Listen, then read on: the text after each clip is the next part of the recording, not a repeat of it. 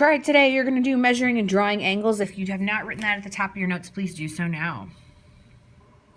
When you are measuring and drawing angles, you're going to need this handy dandy tool. It's called the protractor. We've cut those out today, so you should have one.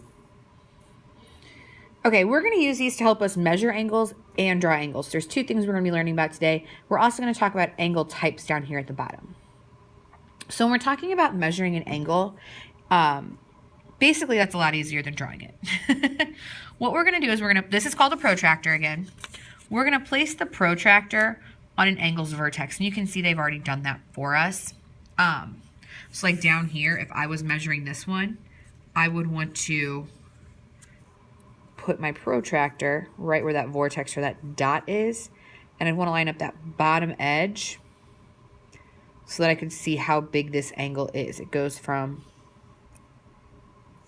actually we're gonna do it this way. Sorry, the bottom edge goes there. My bad.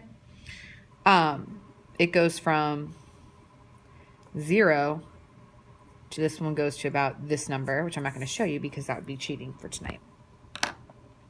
When you line that up at the 0, you're going to be able to read your numbers. Now, you're going to notice that a protractor goes up from the bottom, and then on the opposite, it kind of looks like it's going down here.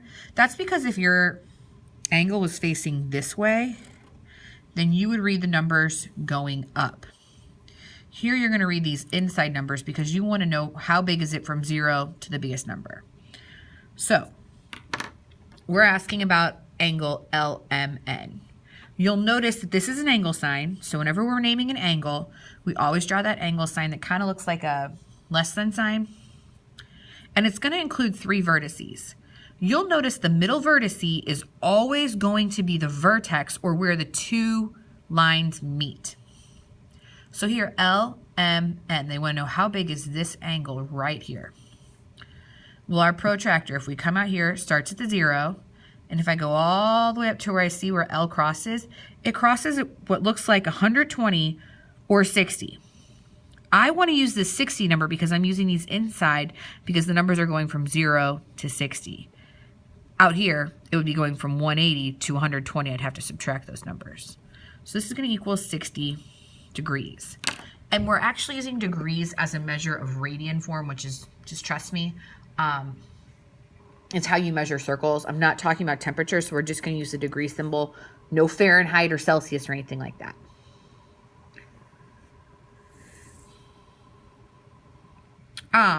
When you need to draw an angle, you're pretty much going to do the same thing. You're going to line your protractor up. You're going to start with drawing your line from your 0 out, and then you're going to go all the way around to where you need it and draw your line going across this way.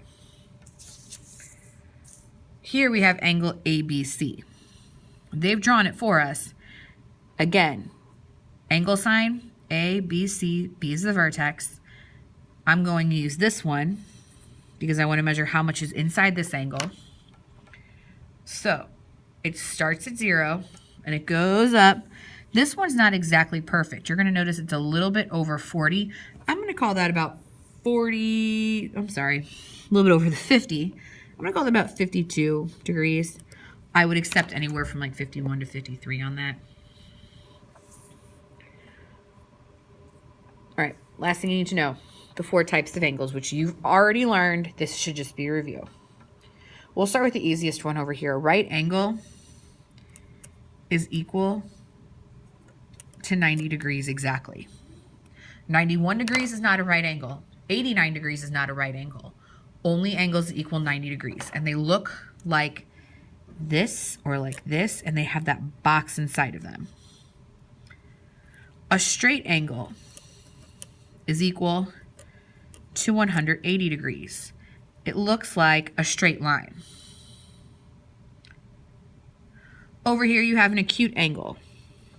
Acute angles are less than 90 degrees. And I remember that acute angles are the smallest because I always think like, oh, that's a cute little angle. Like you're talking like pinching a baby's cheek. Which makes obtuse angles more than 90 degrees. Okay, down here you only have 4 problems to do tonight. First, on the first two, they want you to measure it. Classify it and measure it and tell me what its measure is and if it's acute, right, obtuse, or straight. Then you're going to draw an angle with the measure down here and tell me if it's acute, right, obtuse, or straight. You don't have to worry about the back. Have a good night, guys.